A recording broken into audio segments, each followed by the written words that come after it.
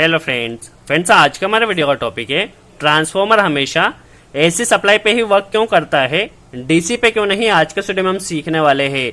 बड़ा ही basic question, यदि आप इलेक्ट्रिकल फील्ड में वर्क करते हैं तो इसका नॉलेज आपको होना चाहिए। चलिए वीडियो स्टार्ट करते हैं और सबसे पहले हम समझ लेते हैं ट्रांसफॉर्मर का वर्किंग प्रिंसिपल क्या होता है। तो बेसिकली जो ट्रांसफॉर्मर होता है वो फेराडे के इलेक्ट्रोमैग्नेटिक इंडक्शन के सिद्धांत पे काम करता है, या हम कह सकते हैं म्यूचुअल इंडक्शन के सिद्धांत पे काम करता है। पहले हम समझ लेते हैं फेराडे के इलेक्ट्रोमैग्नेटिक इंडक्शन सिद्धांत तो होता क्या है।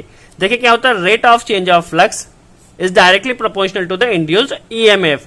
दैट मीन्स आपका जो फ्लक्स है जितनी तेजी से परिवर्तित होगा उतनी ही तेजी से आपका इंड्यूस्ड ईएमएफ इंड्यूस होगा। ये बेसिकली फेराडे का इलेक्ट्रोमैग्नेटिक इंडक्शन सिद्धांत तो होता है।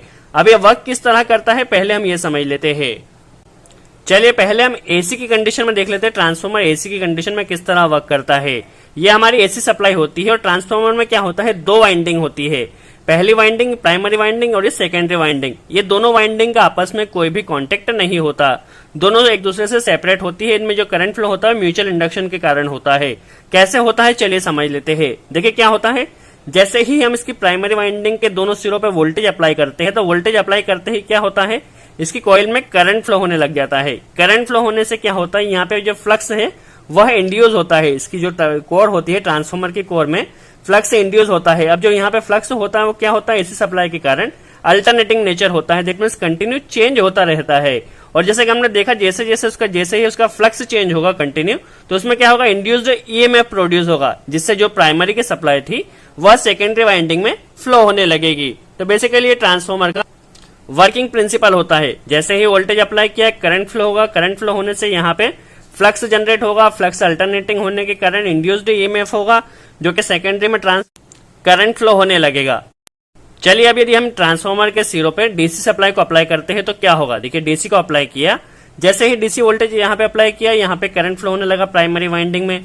अब यहाँ पे क्या होगा, फ्लक्स जनरेट होगा, फ्लक्स यहाँ पे जनरेट हुआ। अब चूंकि हमने यहाँ पे डीसी सप्लाई को यहाँ पे अप्लाई किया है तो जो फ्लक्स है वो अल्टरनेटिव ना होके डायरेक्ट होगा, जिससे क्या होगा, फ्लक्स कंटिन्यू चेंज नहीं होगा। जब फ्लक्स कंटिन्यू चेंज नहीं होगा तो यहाँ पे इंड्यूस्ड ईएमएफ नहीं होगा। इंड्यूस्ड ईएमएफ नहीं होगा तो प्राइमरी की सप्लाई थी वो सेकेंडरी में ट्रांसफर नहीं होगी, जिसके कारण क्या होगा, जो सप्लाई हमने दी थी वो प्राइमरी में ही रोटेट होती रहेगी। और एक कंडीशन ऐसी आएगी, ज्यादा करंट होने के और ज्यादा वोल्टेज होने के कारण हमारा जो ट्रांसफॉर्मर की वाइंडिंग है वह प्राइमरी वाइंडिंग जल सकती है। तो यही मेन रीजन होता है कि जो हमारा ट्रांसफॉर्मर होता है वो डीसी में वर्क नहीं करता है, क्योंकि डीसी में क्या होता है, जो हमारा फ्लक्स होता है वो अल्टरनेटिव ना होके डायरेक्ट होता है। चलिए पहला रीजन हुआ। इसका दूसरा रीजन हम यदि समझे, चलिए अब यदि किसी ट्रांसफॉर्मर का इम्पीडेंस देखते हैं तो क्या होगा समझ लेते हैं। देखिए इम्पीडेंस बराबर क्या होता है, रेजिस्टेंस प्लस रिएक्टेंस। अब क्या होता है चलिए हम पहले समझ लेते हैं। इम्पीडेंस को बेसिकली हम जेड से प्रदर्शित करते हैं। ऐसे हम देखें तो क्या होगा, impedance total R square plus XL square reactance होता है। बट जो एक्सएल होता है रिएक्टेंस, उसे हम क्या लिख सकते हैं, ओमेगा एल लिख सकते हैं। और ओमेगा के बराबर क्या होता है, 2 पाई एफ होता है। यहाँ पे यदि हम एक्सएल की वैल्यू ले तो क्या होगा, ओमेगा की जगह 2 पाई एफ होगा और एल ऐसा ही आएगा। अब हम यदि देखें कि एसी की कंडीशन में क्या होता है, एफ होता है, फ्रीक्वेंसी होती है 50 हर्ट्ज होती है। तो फ्रीक्वेंसी होने के कारण क्या होगा, यहाँ पर रिएक्टेंस की कुछ ना कुछ वैल्यू होगी। कुछ ना कुछ वैल्यू होने के कारण जो इम्पीडेंस होगा वो हाई होगा। और यदि हम यहाँ पे डीसी की कंडीशन देखें तो डीसी की कंडीशन में क्या होता है, यहाँ पे फ्रीक्वेंसी नहीं होती है, 0 हर्ट्ज होती है डीसी की कंडीशन में। तो कोई भी फ्रीक्वेंसी नहीं होती, फ्रीक्वेंसी 0 होने के कारण जो रिएक्टेंस होता है वो यहाँ पे 0 होता है। अब रिएक्टेंस 0 होगा तो ओनली वहां पे रेजिस्टेंस ही रहेगा डीसी की कंडीशन में। अब ओनली रेजिस्टेंस रहेगा तो हम टोटल कह सकते हैं जो इम्पीडेंस है वो हमारा जो डीसी की कंडीशन में इम्पीडेंस कम होगा और एसी की कंडीशन में जो इम्पीडेंस है वो ज्यादा होगा। तो इम्पीडेंस भी एक तरह से देखा जाए तो रेजिस्टेंस ही होता है जो सर्किट में करंट का अपोज करता है।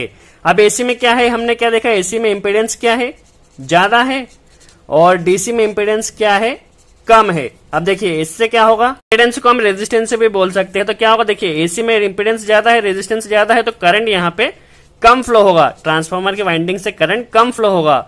और डीसी में इम्पीडेंस कम है तो करंट यहाँ पे ज्यादा फ्लो होगा। तो करंट ज्यादा फ्लो होने के कारण जो हमारे ट्रांसफॉर्मर की वाइंडिंग है वह जल भी सकती है डीसी की कंडीशन में, क्योंकि यहाँ पे ज्यादा करंट फ्लो होगा। यह है इसका दूसरा रीजन है। और यहाँ पे हम फ्रीक्वेंसी भी समझ सकते हैं। जो एसी सप्लाई होती है उसमें फ्रीक्वेंसी होती है, जबकि डीसी में फ्रीक्वेंसी नहीं होती है। तो फ्रीक्वेंसी भी एक काफी मेजर रोल प्ले करती है।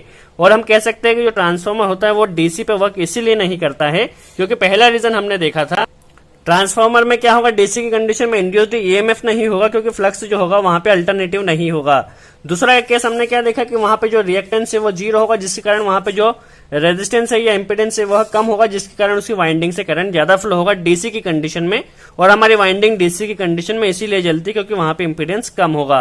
और तीसरा देखा था हमने जो फ्रीक्वेंसी होती है वो डीसी में फ्रीक्वेंसी 0 होती है और एसी में फ्रीक्वेंसी 50 हर्ट्ज होती है, तो फ्रीक्वेंसी भी काफी इंपॉर्टेंट रोल प्ले करती है। सो आई होप आपको कॉन्सेप्ट समझ में आया हो, ट्रांसफॉर्मर हमारा डीसी पे वर्क क्यों नहीं करता है। फिर भी यदि कोई डाउट हो तो आप कमेंट्स बॉक्स में जरूर पूछिए, हम पूरी कोशिश करेंगे उसका जवाब दे सके। सो आज के लिए इतना ही, थैंक्स फ्रेंड।